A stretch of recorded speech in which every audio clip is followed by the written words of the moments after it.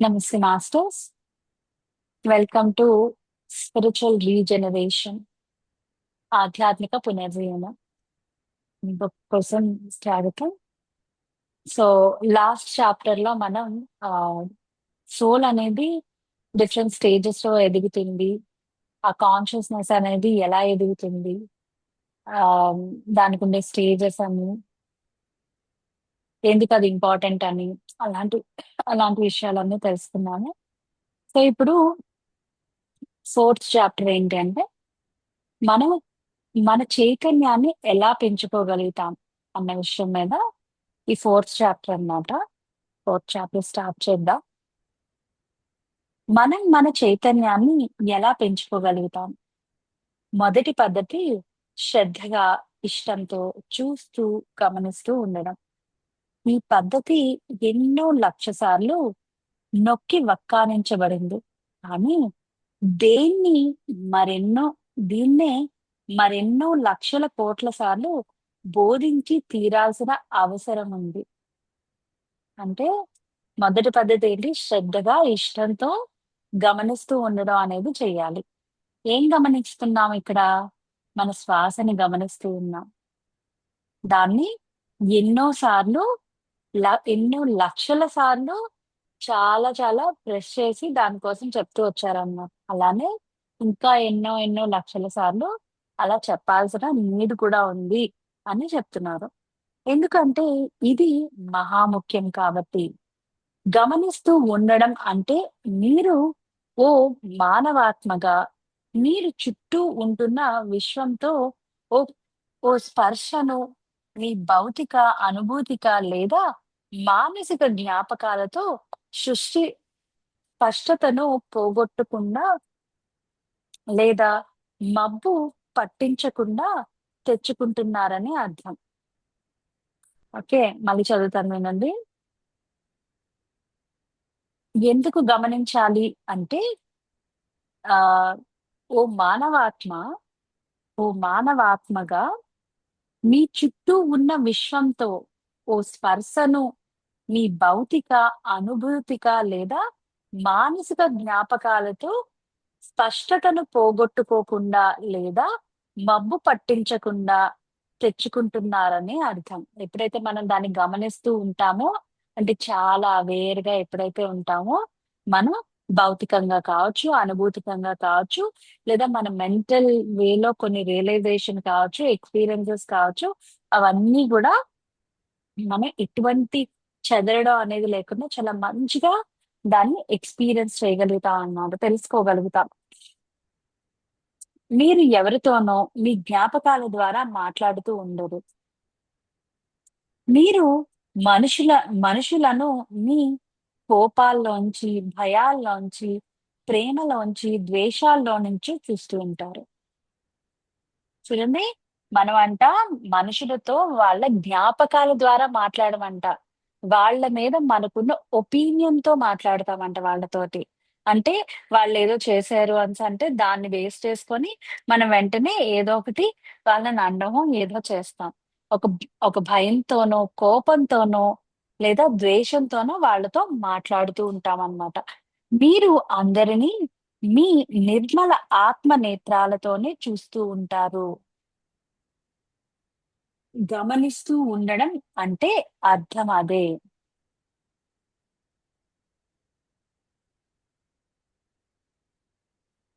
ఎప్పుడైతే మనం ఆ గమనించడం, ఆ ఎరుక అనేది ఎప్పుడైతే ప్రాక్టీస్ చేస్తామో, మనుషుల్ని మనం ఏదైతే భయంతోని, కోపంతోని, ద్వేషంతోని చూస్తూ ఉంటామో, అటువంటి ఆలోచనలేమీ లేకుండా నార్మల్‌గా చాలా అంటే మన ఇన్నర్ ఐ ఏదైతే ఉందో, ఆ ఇన్నర్ ఐ అన్న దాంతోని మనం చూడగలుగుతామనమాట వాళ్ళని. వాళ్ళని కూడా మనలాగే ఎంతో ప్యూర్‌గా చూస్తాము. గమనిస్తూ ఉండడం అంటే మీ భౌతిక, అనుభూతిక, మానసిక తలాలలో జోడు కళ్ళు దుర్బిణీల్లోంచి బయట వైపుకు చూస్తూ ఉండటం అని కాదు. ఈ పద్ధతిలో మీరు దేన్ని గమనించలేరు. ఎందుకంటే అలా చూస్తూ మిమ్మల్ని మీ వ్యవహారాలను మీరే చూసుకుంటూ ఉంటారు కాబట్టి. గమనిస్తూ ఉండడం అంటే, అక్కడ ఉన్నదాన్ని ఉన్నట్లుగా చూస్తూ ఉండడం అనే అర్థం. మీ అనుభ అనుభూతుల్లో, ఆవేశాల్లో, ఆలోచనల్లో, ఇష్టాయిష్టాలలో, భ్రమలలో, మోజుల్లో మీరు మునిగిపోయి చూస్తూ ఉంటే, అది గమనిస్తూ ఉండడం కాదు. అంటే మన ఇన్నర్ లోపలికి చూడాలి. బయటకు చూడడం అనేది కాదు. ఒక అటాచ్‌మెంట్ అంటే ఇంకా అంటే భౌతికంగా ఉన్న వాటి మీద అటాచ్‌మెంట్‌తో ఉండి ఆ విధంగా కాదు. లోపలికి చూడాలి అని చెప్తున్నారనమాట. అప్పుడు మీ మోజులే, భయాలే, అనుభూతులే, ద్వేషాలే గమనిస్తూ ఉంటారు. ఇందువల్లే మనం మన శత్రువులతో వ్యవహరించలేకపోతూ ఉంటున్నాం. ఉదాహరణకు ఇప్పుడు ఆ అమ్మాయి నన్ను వె వెర్రె వెర్రెత్తిస్తూ ఉంటే, నేను ఆ అమ్మాయిని నా అనుభూతులతో, నా ఆవేశాలతో వగైరా చూస్తూ ఉంటాను. ఉన్నదాన్ని ఉన్నట్లుగా అప్పుడు నేను ఆ అమ్మాయిని చూడలేదు. అంటే ఒక అమ్మాయి కోపం తెప్పిస్తూ ఉంటే, మన లోపలున్న ఎమోషన్స్ ఏవైతే అది దానికి రియాక్ట్ అవుతూ ఉన్నాయో, అవతల వాళ్ళు బిహేవ్ చేసేదానికి. ఆ ఆ ఆలోచనతో చూస్తాం గానీ, నార్మల్‌గా మనం అవతల వాళ్ళని చూడట్లేదు. అంటే మన ఇన్నర్ ఐ అన్న దాంతో చూడట్లేదు. ఎందుకంటే, నిజమైన నేను గమనించడం లేదు కాబట్టి, నా దృష్టి నా మానసిక బరిపోతునో హ్మ్. వక్రతత వక్రతతోనో ఉంటే వాస్తవాన్ని నేను దర్శించలేను. ఎప్పుడైతే మనం డిఫరెంట్ వేలో మనం దాన్ని చూస్తూ ఉంటామో, అక్కడున్న ఆ ప్రెజెంట్ దీంట్లో ఉన్న ఆహ్, ఆ వాస్తవం అనేది ఏదైతే ఉందో, దాన్ని మనం ఎప్పుడు చూడలేమనమాట. జరుగుతున్న దాన్ని చూడలేకపోతున్నప్పుడు, మన వల్ల ఏ ఉపయోగము ఉండదు. మన జాతి జాతీయ నాయకులు జరుగుతున్న విషయాలను, సంఘటనలను తమ దేశ, జాతీయ, వర్గ, ఆర్థిక దృక్పథాలతో చూస్తూ ఉంటారు. కాబట్టి వాస్తవంగా అక్కడ ఏమి జరుగుతూ ఉంటుందో వాళ్ళకు కనిపించదు. ఎప్పుడు కూడా ఎవరైనా డిఫరెంట్ వ్యూ పాయింట్స్ అన్న దీంట్లో చూస్తూ ఉంటారు గానీ, అక్కడ ఎగ్జాక్ట్‌లీ ఏం జరుగుతుంది అన్న పాయింట్‌లో ఎవరు చూడరు. ఎట్ ది సేమ్ టైమ్ వాళ్ళు మనకెప్పుడు కూడా ఒక కైండ్ ఆఫ్ చిన్న మసాలా కావాలి అన్న దీంట్లోనే మనం అనుకుంటాం కాబట్టి, అదే వేలో మనం చూస్తూ ఉంటాం కూడా. మనం గమనించకుండా ఉంటే ప్రపంచ శాంతిని, అవగాహనను సృష్టించలేం. గమనించకుండా ఉంటే మన చైతన్యం విస్తృతం కాదు. అంటే గమనించాలి మనం. దేన్ని గమనించాలి? వాస్తవాన్ని గమనించాలి. అక్కడున్న అంటే వాళ్ళు ఎలా ఉన్నారో అలా వాళ్ళని యాక్సెప్ట్ చేస్తూ గమనించాలి. ఆ సిట్యుయేషన్ ఎలా ఉందో ఆ సిట్యుయేషన్‌ని అలా యాక్సెప్ట్ చేస్తూ గమనించాలి. అంతే తప్ప మన మన దృష్టిలోని వాళ్ళేదో అంటే అవతల వాళ్ళేదో మాట్లాడుతున్నారు అంటే వెంటనే వాళ్ళ లోపాల దగ్గరికి వెళ్ళిపోకూడదు. లేదా మనం ఎక్కడో స్ట్రక్ అయ్యి ఉన్నా అటువంటి భావాల దగ్గరికి అక్కడికి వెళ్ళకూడదు మనం. జీవితం చైతన్యానికి ప్రతిబింబం. మీ చైతన్యాన్ని మీరు మార్చుకుంటే, మీ జీవితం కూడా తప్పకుండా మారుతుంది. ఆత్మ జ్ఞానాన్ని పొందడానికి, గమనిస్తూ ఉండడానికి మధ్య ఏ వ్యత్యాసమైనా ఉంటుందా? అని మీరు ప్రశ్నించవచ్చు. ఆత్మ జ్ఞానాన్ని పొందకపోయి ఉన్న కారణాల గురించిన కొన్ని నిశ్చిత జ్ఞానాలను మీరు తప్పకుండా పొందవచ్చు. నేను మిమ్మల్ని కొడితే మీకు నొప్పి పెడుతుంది. ఈ జ్ఞానాన్ని పొందడానికి మీకు ఆత్మ జ్ఞానాన్ని పొందాల్సిన అవసరం ఏమీ లేదు. అనుభూతిక తలంలో అది అతి సామాన్య న్యాయంతో ఉంటున్న జ్ఞానమే. అంటే దీన్ని తెలుసుకోవాలి.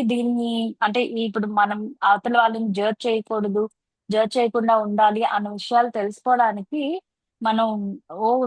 సాధన అనేది చేయాల్సిన నీడ్ లేదు. మనకి దానికి సంబంధించిన చిన్న అవగాహన అనేది ఉంటే సరిపోతుంది అని చెప్తున్నారు. మీరు నన్ను బాధిస్తే నేను మిమ్మల్ని బాధిస్తాను. అది మీకు తెలుసు. అనుభూతిక తలంలో మీరు కలవరపడిపోయి ఉంటే ఓ తలనొప్పి మీకు రావచ్చు. ఎంతటి వితండవాదం ఉన్న మనిషికి కూడా ఇటువంటి విషయాలు మిగతా మనుషులందరిలాగే తెలిసి ఉంటుంది. చెడు విషయాలను ఆలోచించడాన్ని ప్రారంభిస్తే ఓ మనిషికి తలనొప్పి వస్తుంది. ఆ సంగతి ఆ మనిషికి కూడా తెలుసు. ఎంతటి వితండవాదం ఉన్న మనిషికైనా సరే ఆహ్, మిగతా మనుషుల్లాగా అన్నీ తెలిసి ఉంటాయి అనేసి అంటున్నారు. అంటే మోస్ట్‌లీ హ్యూమన్స్ అందరూ ఒకే విధంగా రియాక్ట్ అవుతూ ఉంటామనమాట. సారీ. కొన్ని కామన్ పాయింట్స్‌లో. సో, ఎప్పుడైతే చెడు విషయాలను ఆలోచించడాన్ని ప్రారంభిస్తే, ఓ మనిషికి తలనొప్పి వస్తుంది.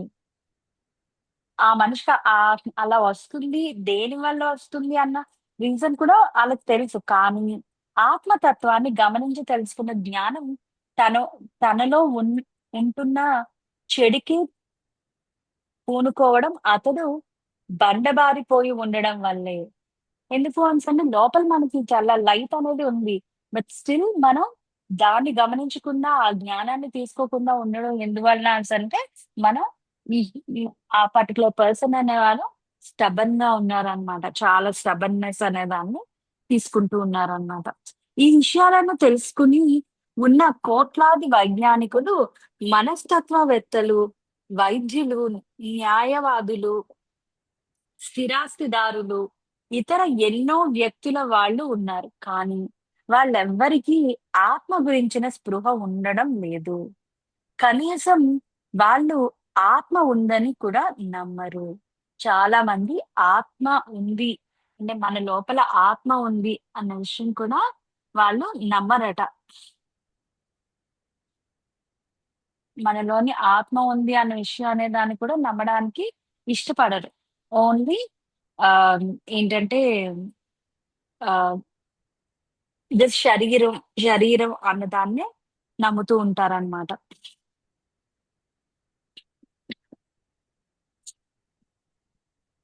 కనీసం వాళ్ళు ఆత్మ ఉందని కూడా నమ్మరు. గొప్ప వైజ్ఞానికులు ఎందరో మళ్ళీ ఓ జన్మ తమకు ఉంటుందన్న ఆశ కూడా లేకుండా చనిపోయి ఉన్నారు. మరణం తర్వాత వాళ్ళకు బ్రతికే లేదు. ఎందుకంటే పునర్జన్మ ఉంటుందని వాళ్ళు విశ్వసించడం లేదు కాబట్టి. ఎవరైతే అలా అంటే నెక్స్ట్ జన్మ అనేది ఉండదు. ఆ విధంగా ఎవరైతే అనుకుంటారో వాళ్ళు మళ్ళీ పుట్టడం కూడా చెయ్యరు అన్న విధంగా చెప్తూ ఉన్నారనమాట. గమనిస్తూ ఉండడమే ఆత్మ జ్ఞానాన్ని పొందే ప్రక్రియలో మొదటి దశ. గమనించడం. గమనించడం అంటే జస్ట్ సాక్షిభూతంగా ఉండడం అనే దాన్ని మనం చేయాలన్నమాట. గమనిస్తూ ఉండడం మీ చైతన్యాన్ని విస్తృతపరుస్తుంది. ఎప్పుడైతే మనం సాక్షిభూతంగా చూస్తూ ఉంటామో, మన కాన్షియస్‌నెస్ అనేది పెరుగుతుంది అని చెప్తున్నారు. చైతన్య విస్తరణే సత్య జ్ఞానానికి దారి తీస్తుంది. ఎప్పుడైతే మనం ఈ ఎనర్జీని పెంచుకుంటామో, ఈ కాన్షియస్‌నెస్, అవేర్‌నెస్ అనే దాన్ని ఎప్పుడైతే పెంచుకుంటామో, మనం టువర్డ్స్ పాజిటివిటీ ఇంకా డీపర్‌గా మన స్పిరిచువల్ జర్నీలో ముందుకెళ్ళడానికి ఉపయోగపడుతుంది అని చెప్తున్నారు. చైతన్యాన్ని విస్తృత పరుచుకునేందుకు రెండవ పద్ధతి ధ్యానం చేయటం. మొదటిది అబ్జర్వ్ చేయటం. ఓకే. మొదటిది అబ్జర్వ్ చేయటం. ఉన్నదున్నట్టుగా అబ్జర్వ్ చేయమని చెప్తున్నారనమాట. ఉన్నదున్నట్టుగా సాక్షిభూతంగా ఉండమని చెప్తూ ఉన్నారు. సెకండ్ పద్ధతి ఏంటి? ధ్యానం చేయటం అని చెప్తున్నారు. సౌర సౌర దేవత కాంతి మానవాత్మ వెలుగుతో కలిసిపోవడమే ధ్యానం. అంటే మన లోపలున్న సౌర దేవత కాంతి అనేసంటే మన హైయర్ సెల్ఫ్ అన్న విధంగా ఈ యూనివర్స్, ఈ higher self whatever we name it. ఆ కాంతి అనేది మనలో కలిసిపోవడమే ఆహ్, ధ్యానం అని చెప్తున్నారనమాట. మానవుడి ఆత్మ ఓ ప్రశ్న. సౌర దేవతే సమాధానం. ఎన్నో లక్షల సంవత్సరాల అనుభవం ఉంటున్న సౌర దేవత కాంతి పుంజంలోకి మీ కాంతి పుంజాన్ని లేపి, కలిపి మీ ప్రశ్నలకు సమాధానాల్ని స్వీకరించడమే ధ్యానం అంటే. అంటే మన లోపలున్న ఆ కాంతి ఏదైతే ఉందో అది నిద్రపోతున్న దాన్ని దాన్ని లేపి, దానిలో మనకి ఏదైతే ప్రశ్నలొచ్చాయో దాని సమాధానాలు ఆ కాంతి రూపంలో మనకివ్వడమే ధ్యానం అంటే అని చెప్తున్నారు. మీరు మీ చైతన్యాన్ని విస్తృతం చేసుకోవాలంటే తప్పకుండా ప్రతిరోజు ధ్యానాన్ని చేసి తీరాలి. ధ్యానం ద్వారా చైతన్య క్షేత్రం చుట్టూ పేరుకొని ఉంటున్న జ్ఞానాన్నంతా ధ్యాని మానసికంగా జీర్ణించుకుంటాడు.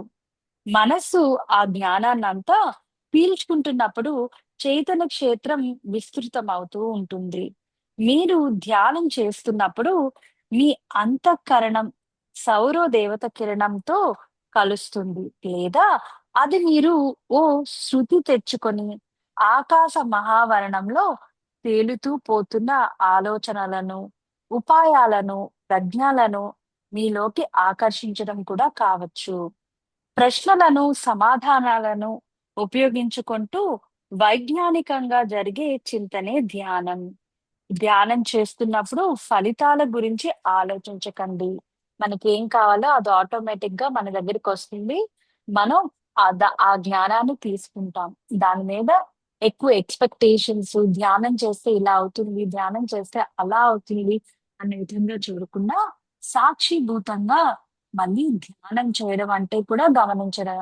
ఎప్పుడైతే మనం అది చేస్తామో ప్రాపర్‌గా అప్పుడు మనకి కావాల్సిన మనకున్న ప్రశ్నలన్నిటికి కూడా ఆన్సర్ అనేది అక్కడి నుంచే వస్తుంది. కేవలం ప్రశ్ని ప్రశ్నిస్తూ సమాధానాలను వెతకండి. ఉదాహరణకు అందం అంటే ఏమిటి? అని మీరు ప్రశ్నించకండి. మీరు నాకు అందం గురించి ఏమీ తెలియదు అని చెప్పవచ్చు. మీరు ఈ మాట అంటూ ఉంటే చాలా సంతోషం. ఎందుకంటే అందం గురించి మీకు ఏదో తెలిసి ఉంటే నిజంగా అందం గురించి మీరు తెలుసుకోలేరు. సాధారణంగా మీకు ఉంటున్న జ్ఞానమే తరచుగా ఓ మహా అవరోధంగా తయారైపోతూ ఉంటుంది. అంటే మనకి కొన్ని సార్లు తెలిసిన తర్వాత మనం దానికన్నా ముందుకెళ్ళడానికో, లేదంటే మనం అక్కడ స్టక్ అయ్యి ఉండిపోవడానికో కొన్ని సార్లు అలా కూడా మనం ఉండిపోతూ ఉంటాం. దాన్ని స్పిరిచువల్ లేజినెస్ అంటాం. లేదంటే అసంపూర్ణ జ్ఞానంతో మనం అక్కడే స్టక్ అయిపోయి ఉండిపోయి నాకన్నీ తెలుసు అనేసి అనుకుంటాం. దానికి రిలేటెడ్‌గా మనం మాట్లాడుతూ ఉంటాం అన్నమాట. అలా ఉండకూడదు మనం ఎప్పుడు కూడా. మీరెప్పుడు ఉత్తమ మహాజ్ఞానం కోసం నిరీక్షిస్తూ ఉండాలి. అంటే ఎవ్రీ డే మెడిటేషన్ అనేది చేస్తున్నప్పుడు it is a different phase. Different step ఎక్కుతూ ఉంటాం అన్నమాట. మనలోని చాలా చేంజెస్ అనేవి మనం చూస్తూ ఉంటాం. మీకు ఉత్తమ జ్ఞానాన్ని ఎవరు అందిస్తారు? ధ్యానాన్ని కొనసాగిస్తూ ఉండండి. ఏనాడు తెలియని విషయాల జ్ఞానం ఇప్పుడు నాకు ఎలా తెలుస్తోంది అన్న విస్మయం మీకే కలుగుతుంది. యెస్. ఈ విషయంలో ఒకటి చెప్పాలి అనేసంటే మెడిటేషన్ చేసిన తర్వాత కొన్నిసార్లు మాట్లాడుతూ ఉంటాం. ఫ్రెండ్స్‌తో డిస్కస్ చేస్తూ ఉంటాం. సజ్జన సాంగత్యం చేస్తూ ఉంటాం. లేదా ఎవరితోనే కౌన్సెలింగ్ అన్న దీంట్లో మాట్లాడుతూ ఉంటాం. మాట్లాడుతూ ఉన్నప్పుడు కొన్నిసార్లు అనిపిస్తుంది దీనికి దీనికి రిలేటెడ్‌గా నాకేం తెలీదు కదా అని. కానీ ఎప్పుడైతే వాళ్ళు ఆ క్వెషన్ అడగడం అనేది ఆపి, మన ఆన్సర్ కోసం అనేది చూస్తారో నేను చాలా సార్లు గమనించాను. తెలియకుండానే మనం చాలా మాట్లాడతాం. ఎస్పెషల్లీ అంటే నాకైతే అటువంటి ఎక్స్‌పీరియన్సెస్ చాలా ఉన్నాయి.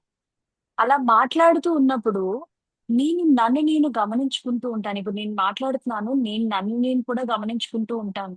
ఎందుకు అనేసంటే నేనేం మాట్లాడుతున్నాను అని.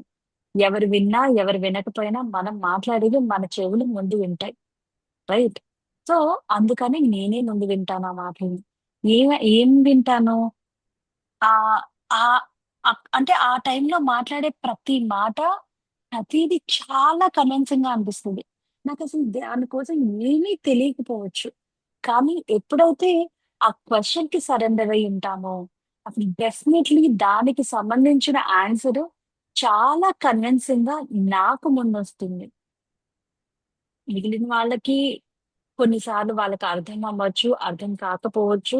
లేదంటే చాలా అర్థం అవ్వచ్చు. ఇంకా ఎక్కువ పాయింట్స్ నాకు యాడ్ చేసి, నాకు కూడా జ్ఞానాన్ని అనేది అందించొచ్చు.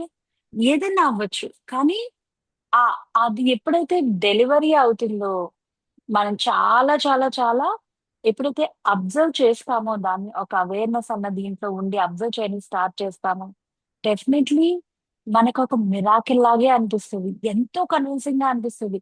మనం మాట్లాడే ప్రతి మాట నేనేనా అని అనిపిస్తది. సో, అంత జ్ఞానం అనేది మన లోపల ఉంది. మనం దాన్ని తెలుసుకోవాలి.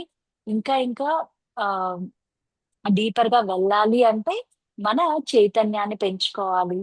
మన అవేర్‌నెస్ అనే దాన్ని పెంచుకోవాలి. ఆలోచించడం, కనిపెట్టడం కోసము మనకొక క్వెషనొచ్చింది అనేసంటే, దాని వెనక ఏదో ఉంది. దాన్ని తెలుసుకోవాలి అన్న క్యూరియాసిటీ అనేది మనలో డెవలప్ కావాలి. ఆలోచిస్తూ ఉంటే మూడో కన్ను తెరుచుకుంటుంది అనో, ఏ చైతన్య చక్రమో జాగృతమవుతుందనో కాదు అర్థం. మూడవ దీక్షలో మూడవ దీక్షలో అన్ని చక్రాలు వెలు వెలుగు నీ వెలుగు లీనేలా, అంటే అన్ని చక్రాలు యాక్టివేట్ అయ్యేలా మీ చైతన్యాన్ని విస్తృతం చేసుకోవడమే ధ్యానం. అంటే మూడవ చక్రంతో పాటు అదొక్కటే కాదు, ఆజ్ఞా చక్రం ఒకటే కాదు. మన మన బాడీలో ఉన్న డిఫరెంట్ చక్రాస్ ఏవైతే ఉన్నాయో, ఆ చక్రాస్ అన్నింటినీ కూడా మనం యాక్టివేట్ చేసుకోవాలి. మనకి తెలిసినవి 7 చక్రాలే. కానీ దానికి దాని పక్కన చుట్టుపక్కల మరి చిన్న చిన్న చక్రాలు చాలా ఉంటాయట. మోర్ దెన్ మోర్ దెన్ 1,00,000 ఎన్నో చక్రాలు ఉంటాయి అని నేను ఎక్కడో విన్నట్టు గుర్తు. ఆహ్, అది కరెక్టో, రాంగో కూడా కొన్ని సార్లు ఐ మీన్ నాకు తెలీదు. ఆ నంబర్ అనేది. బట్ ఇదైతే ఫర్ ష్యూర్ ఆహ్, మన చక్రాలు అంటే ఏవైతే ఎనర్జీ పాయింట్ 7 చక్రాస్ అని చెప్పుకుంటామో, దానికి సబ్ చక్రాస్ కూడా చాలానే ఉంటాయట. సో, కరెక్ట్‌గా నంబర్ తెలీదు కాబట్టి let's not fix with that number. మొదటి దీక్షా క్రమంలో మీరు బల్బులను బిగించుకొని విద్యుత్ ప్రవాహాన్ని సిద్ధం చేసుకుంటారు. మూడో దీక్షలో మీరు స్విచ్‌ని ఆన్ చేస్తారు. అప్పుడు బల్బులన్నీ వెలుగుతాయి. మీరు మీ చైతన్య చక్రాలను ది ఉద్ద ఉద్దీపనం చేసుకోవడానికి మీరు చేయనక్కర్లేదు. అన్ని పనులు అనవసరం. కాబట్టే క్రీస్తు చైతన్య చక్రాల గురించి ఏమాత్రము మాట్లాడలేదు. సహజంగా లభించే ప్రాప్తనే మహా పరమ సిద్ధి. మీరు ప్రకృతిని బలవంత పెట్టకూడదు. మీరు మీ మూడవ కన్ను తెరిపించుకునే ప్రయత్నాన్ని చేస్తున్నారు అనుకుందాం. మూడవ కన్ను పీనియల్ గ్రంథికి, ఓ వినాళి గ్రంథికి సంబంధించి ఉంటుంది. మీ మూడవ కన్నును తెరిపించుకునే ప్రయత్నానికి మీరు పూనుకున్నప్పుడు మీ ప్రాణమయ శరీరంలో 1000 పిడుగుల ఉద్విగ్నత తయారైపోయి, అందువల్ల సంభవించబోయే మీ 1, 2, 3 పునర్జన్మలలో ఎప్పుడో మీకు మీరే ఓ మెదడు క్యాన్సర్‌ను ఇప్పుడు సృష్టించుకుంటారు. అది మీకు అవసరం లేదు. సరైన పద్ధతిలోనే నడుస్తూ ఉండండి. క్రమక్రమంగా మీకు ఫలితాలు కనిపిస్తూ ఉంటాయి. మీరు కఠిన ప్రయత్నం చేస్తే మరుజన్మలో మీరు దివ్య దృష్టితో జన్మించవచ్చు. సద్గుణాలను పెంచుకుంటూ మీ చైతన్యాన్ని విస్తృతం చేసుకుంటూ ఉంటే సర్వస్వము మీకు ప్రసాదింపబడుతుంది. ధ్యానం చేయడం అంటే మీలోని ఏ గుణాన్నో బలోపేతం అయ్యేలా ప్రకృతిని బలవంత పెట్టడం అని కాదు. ప్రకృతిలో అన్ని మూలంలో నుంచే ప్రభవించి ప్రవృద్ధమవుతాయి. మరి ఆ మూ ఆ మూలమే చైతన్యం. మీ చైతన్య చక్రాల పరిస్థితి మీ చైతన్యానికి ప్రతిబింబాలు మాత్రమే. చైతన్యాన్ని విస్తృతపరుచుకునేందుకు మూడవ మార్గం చింతన చేయటం. మానసిక తలాన్ని అధిగమించి అనుభూతిక తలంలోకి చేరుకోవడానికి చింతనే సాధనం. అనుభూతిక తలంలో మీకు ప్రశ్నల సమాధానాల అవసరం ఉండదు. మీరు విషయాలను సహజ సహజతతో దర్శిస్తూ ఉంటారు. అంటే ఆహ్, ఒక స్టేజ్ అనేది దాటిపోయిన తర్వాత వాళ్ళకి ప్రశ్నలు, సమాధానాలు అలా అవసరం లేదేమో. మనం వెంటనే అక్కడున్న ఉన్న సిట్యుయేషన్స్ వాటిని రియలైజ్ అయిపోతూ ఉంటామనమాట. మనకి అక్కడ ప్రశ్నలు అవన్నీ ఏమీ అవసరం లేదు. అటువంటి స్టేజ్ అన్న దీనికి కూడా మనం వెళ్తాం. నేను సర్వరచన చేస్తున్న సంగీతం ఎక్కువగా ఈ అనుభూతిక తలంలోంచి వస్తూ ఉంటుంది. ఆ సర్వరచనలన్నీ నా స్వక పోల కల్పితాలు కావు. అంటే ఏదైతే సంగీతం కంపోజిషన్స్ అవన్నీ వస్తున్నాయో, ఆ కనెక్టివిటీస్ అవన్నీ అనేవి ఆహ్, ఏంటంటే తన లోపల నుంచి వస్తున్నాయి. తనే రాస్తున్నాడు అని కాదు. తన లోపల నుంచి దాగి ఉన్నవన్నీ కూడా బయటకొస్తున్నాయి. అంటే అవేమి కల్పితాలు కాదు. ఆల్రెడీ ఉన్నవి తను ఇంకా డీపర్‌గా తీసుకొని బయటకొస్తున్నారు అని. ఉదాహరణకు 'డాన్స్ ఆఫ్ ది స్వలేస్' 'అగాధ జలనిధి నాట్యం' అనే కృతినే తీసుకోండి. దాన్ని 6 నిమిషాలలో సృష్టించాను. కూర్చుని అలా చేశానంతే. అది ధ్యానం నుండి రాలేదు. నాకు ఓ దర్శనం కలిగింది. ఆ దర్శనాన్ని వీక్షిస్తూ వ్య వాయిద్యం మీద చేతులు కదుపుతున్నాను. కానీ నేనెప్పుడూ నా భౌతిక శరీరంలో లేను. నా చేతులను ఆ దర్శనమే ఆడించింది. ఇలా జరగడమే చింతన. అంటే ఒక చానెలింగ్ అనేది ఈ విధంగా అన్నమాట. ఈ విధంగా అనేది ఉంటుందన్నమాట. ఏంటంటే లోపల నుంచి కొన్ని సార్లు చాలా మంది బుక్స్ రాస్తూ ఉంటారు. వాళ్ళకేం రాయాలో నాకు తెలీదు. ఎలా రాయాలి? ఏంటి? అనేసి అంటూ ఉంటారు. కానీ ఎప్పుడైతే వాళ్ళు రాయటం స్టార్ట్ చేస్తారో ఒక బుక్కు 200 పేజెస్, 300 పేజెస్ అనేది ఏమీ కాకుండా రాయగలుగుతారు. అది ఏ విధంగా వస్తుంది? తన లోపల నుంచే వస్తుంది. అలానే ఇక్కడ కూడా ఈయనొక మెడిటేషన్ టెక్నిక్ అనే దాన్ని ఆహ్, సృష్టించారనమాట. డాన్స్ ఆఫ్ ఆఫ్ ది సొలీస్ అని చెప్పి. అంటే అదేంటి వాటర్‌లోని ఆహ్, డాన్స్ చేయడం అనేది. అది కూడా ఒక కైండ్ ఆఫ్ మెడిటేషన్ అన్నమాట. దానికి సంబంధించిన సంగీతం ఏదో సృష్టించారాయన. అదెలా వచ్చింది అనేసంటే విత్ ఆయనకేదో ఒక విజన్ కనిపించింది. ఆ విజన్ చూస్తూ ఉండగా ఆయనలో లేరు అని చెప్తున్నారు మళ్ళీ. ఆ విజన్ అలా చూస్తూ ఉండగా సాక్షిభూతంగా విట్‌నెస్ చేస్తూ ఉండడం వల్ల ఉంటూ ఉన్నారు. ఆ టైంలో ఆయన నుంచి ఆయన వేళ్ళు మాత్రమే కదులుతూ వచ్చిన సంగీతమే ఆ particular dance of the solace అన్న నాట్యం అన్నమాట. మీ చైతన్యాన్ని విస్తృతపరుచుకునేందుకు నాలుగవ పద్ధతి పొద్దస్తమాను అధిష్టానం గురించి వీలైనంత వరకు యోచన చేస్తూ ఉండటం. మహాజ్ఞాన గురువుల గురించి యోచిస్తూ ఉండడం. వాళ్ళేం చేస్తూ ఉంటారు? ఎలా పనిచేస్తూ ఉంటారు? వాళ్ళను గురించిన పుస్తకాలు చదవండి. 'అగ్నియోగం' గ్రంథాన్ని చదవండి. మీరు అధిష్టానం వ్యాపకంతోనే మునిగిపోయి ఉంటే మీ చైతన్యం విస్తృతమవుతుంది. మీ చైతన్యాన్ని విస్తృతపరచుకుని ఐదవ పద్ధతి ఎ ఎల్లవేళలా సర్వస్వం పట్ల కృతజ్ఞతా భావంతో ఉండడాన్ని అభ్యసించడం. చూడండి ధ్యానం అనేది ఒక బ్రిడ్జ్. ఎప్పుడు మనం మాట్లాడుతుంటాం. ధ్యానం అనేది ఒక బ్రిడ్జ్. ఒక టైంలో ప్రశ్నలు వేసుకోవడం, దానికి సమాధానాలు తెలుసుకోవడం అనేది ఒక స్థితి. దాని నుండి ఆ సిట్యుయేషన్ అలా ఉన్నా ఉంటుంది. కానీ అంటే ప్రశ్న ఆన్ అంటే దానికి ప్రశ్న, దానికి సమాధానం రావాల్సిన అవసరం లేకుండానే అక్కడున్న సిట్యుయేషన్‌ని బట్టి మనం రియలైజ్ అయ్యి తెలుసుకుంటూ ఉంటాం. అలానే నాలుగో పద్ధతి ఏం చెప్తున్నారు? గురువులు ఏం చేస్తారు? వాళ్ళకి సంబంధించిన పుస్తకాలు వాళ్ళు ఏ టైంలో ఏం చేస్తూ ఉంటారో అన్న చింతన అన్న దాంతోనే ఉండమని చెప్తున్నారు. ఐదో పద్ధతి ఏంటి? ఎల్లవేళలా సర్వస్వం కృతజ్ఞతా భావంతో ఉండమని చెప్తున్నారు. అంటే ఎప్పుడు కూడా deepest gratitude, compassion, unconditional love, forgiveness ఇవన్నీ కూడా చాలా చాలా ఇంపార్టెంట్. దాంట్లో కృతజ్ఞతా భావం అనేది కూడా చాలా చాలా ఇంపార్టెంట్. మీ స్నేహితులకు, మీ గురువులకు, మీకు కష్టం కలిగించే వాళ్ళకు మీ తోక మీద కాలు పెట్టి తొక్కుతూ ఉండేవా సారీ. మీ తోక మీద కాళ్ళు పెట్టి తొక్కుతూ ఉండే వాళ్ళకు మీ ధన్యవాదాలను సమర్పించుకుంటూ ఉండండి. అవతల వాళ్ళు ఏ విధంగా మనల్ని మనల్ని ఇబ్బంది పడుతున్నారు అన్న విధంగా అనుకున్నా సరే, వాళ్ళకెప్పుడూ కూడా గ్రాటిట్యూడ్ అనేది చెప్తూ ఉండాలి.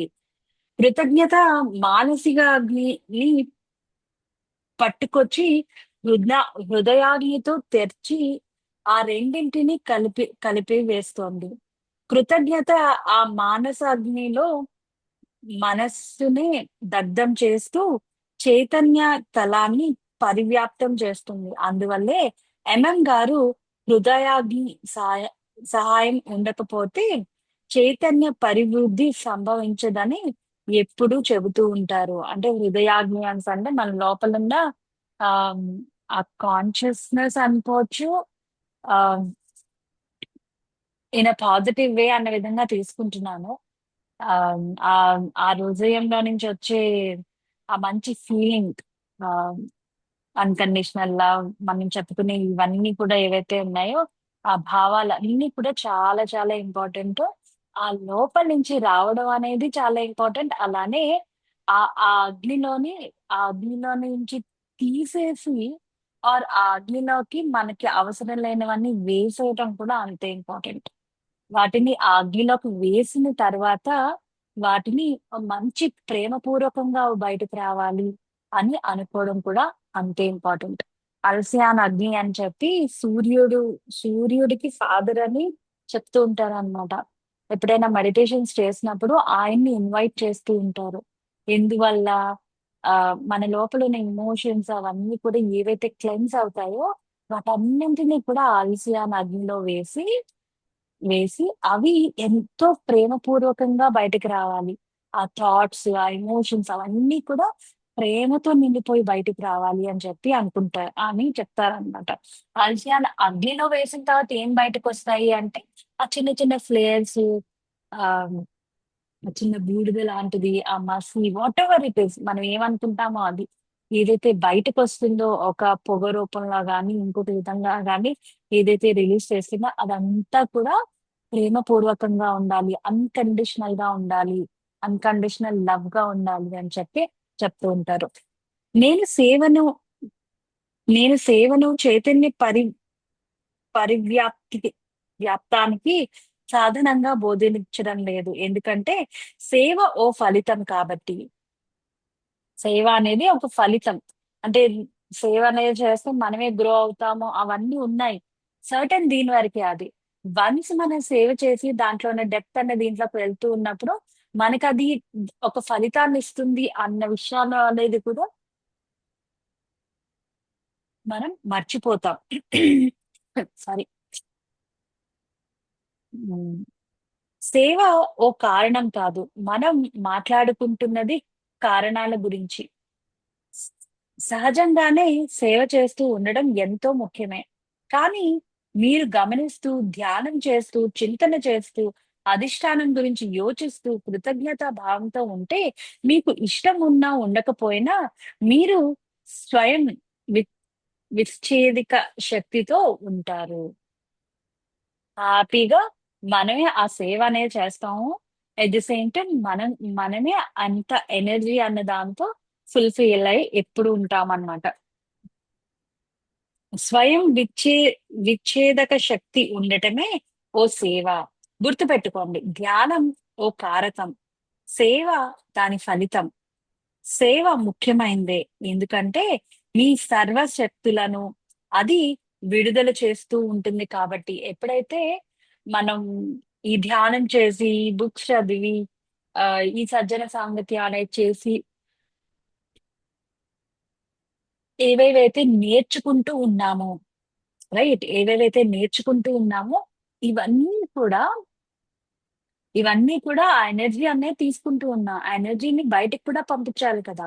మనం చేసే యాక్షన్స్ ద్వారా, జెస్చర్స్ ద్వారా, మనం మాట్లాడే దాని ద్వారా, మనం వాటన్నిటిని కూడా బయటికి పంపిస్తూ ఉన్నాం అన్నమాట. ఇప్పుడు ఈ బుక్ చదువుతున్నాము అనేసంటే, చదువుతున్నందుకు నాకు, వింటున్నందుకు మీకు, మీ అందరూ కూడా ఎనర్జీ గెయిన్ చేసుకుంటూ ఉంటారు.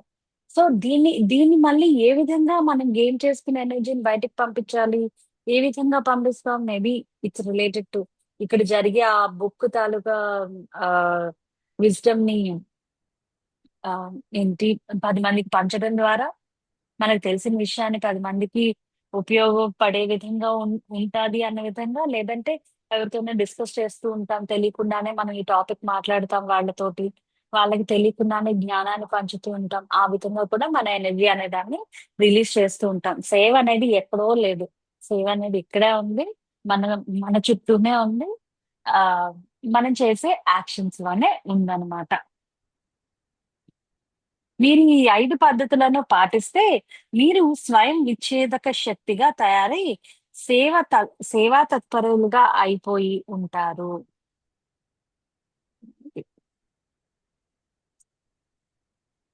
This is about fourth chapter అన్నమాట. మనం ఎలా మన కాన్షియస్‌నెస్‌ని పెంచుకోవాలి అనే దాన్ని 5 వేస్‌లో మనం వీటిని చూసాము. సో, వాటిని నేర్చుకున్నాము. అది. సో, ఎవరైనా ఏమైనా యాడ్ చేయాలనుకుంటున్నారా? ఏమైనా క్వెషన్స్ ఉన్నాయా? Please welcome. లేదు అంటే మనం మెడిటేషన్ చేద్దాం.